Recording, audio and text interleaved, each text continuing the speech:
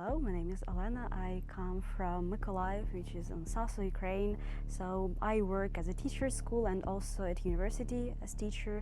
I teach students and pupils from 10 to 13 years old range. I have an alarm on my phone for every day, but on the 24th of February it wasn't alarm which woke me up. It was bombs, this shelling, and I thought that it was alarm or something went wrong, or my mother, maybe something fell on the ground, so I was just sleepy. And then my mother just wakes me up like this and says like, the war started. My name is Vladyslav Zinichenko. I'm from Kyiv, it's the capital of Ukraine. I'm 26 years old and I'm doing my PhD studies at Adam Mickiewicz University, Poznan, Poland. I was shocked. I still could not believe in it. It could not be possible that Russians attack the capital, Kyiv. Yes, that there will be full-scale invasion. I did not know what to do. I was like, okay, if I call my parents, they will kill me. I mean, 4 a.m. But on the other hand, I thought they need to be prepared, so I need to call them. So I called them. They said, okay, we are not sleeping. We hear some shelling, some blasts, some explosions. Then I started to call all my friends. I was like trying to understand where are they? Did they get up? Are they safe? What's going on? I mean, I did not sleep at all that night. My name is Anhelina. I'm from the Faculty of Journalism. At 24th of February, I was with my boyfriend on the Canary Islands.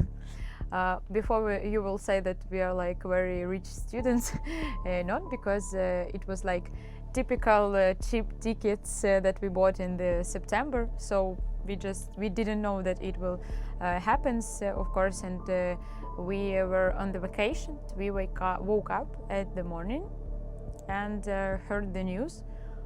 We call up our parents. Our parents already was in the supermarket because they need to buy some things.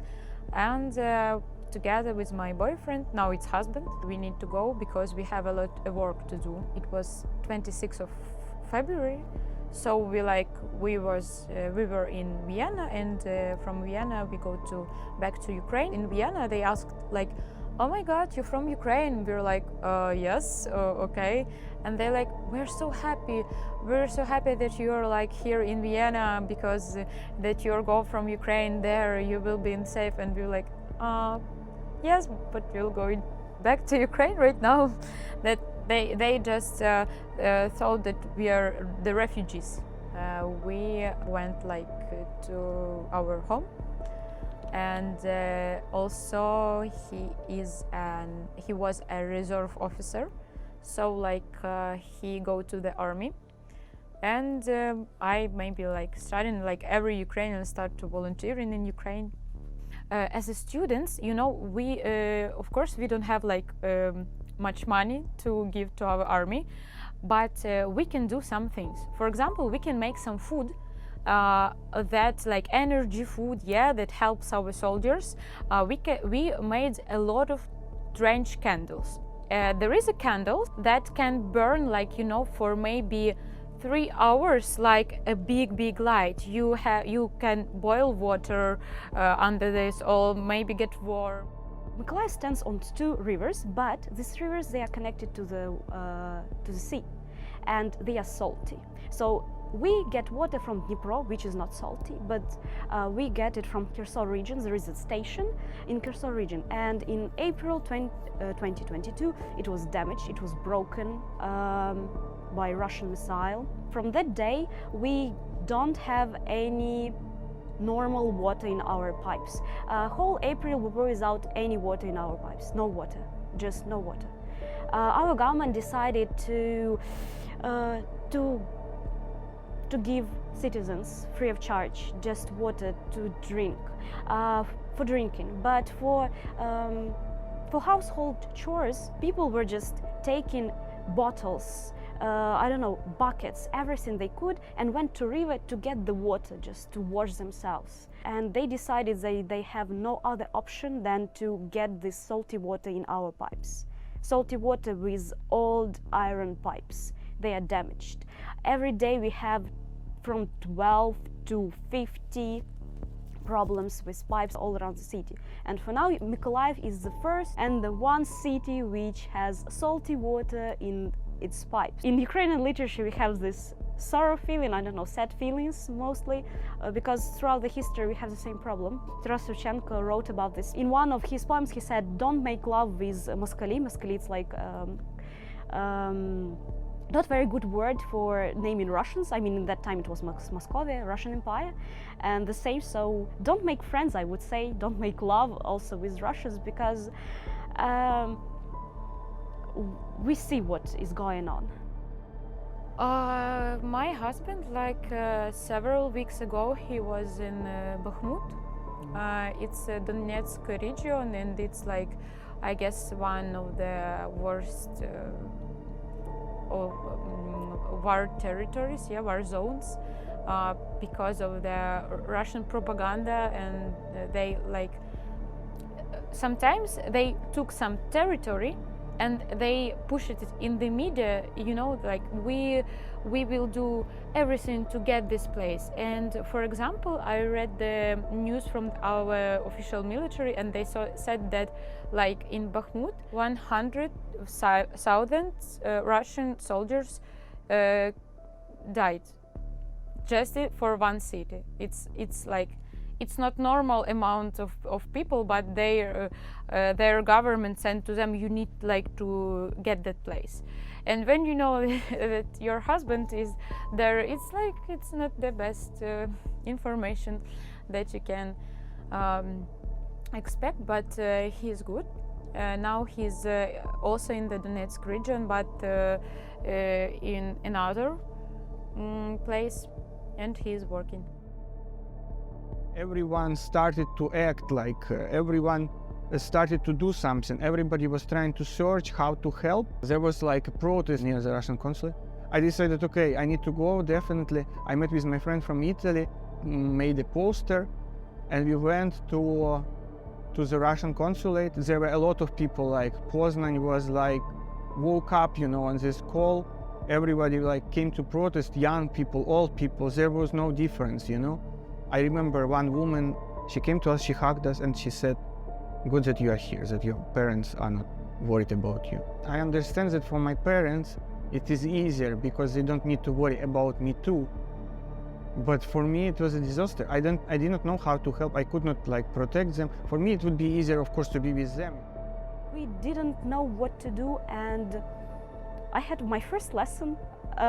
Imagine, pupil, she's 11 years old, and as a teacher, I'm telling her, so the theme was fruits, food, what do you like? And so the sound of bombs, of shellings, and I'm asking her, what do you like to eat? It was comedy/tragedy. I was asking pupils, what do you like to eat, when people were dying already. I feel like I'm gonna cry when all this ends, because okay, I'm adult, and for them, their kids, their child days, all this funny, all this stuff, it was taken away, and you can do nothing with that. You can't return it.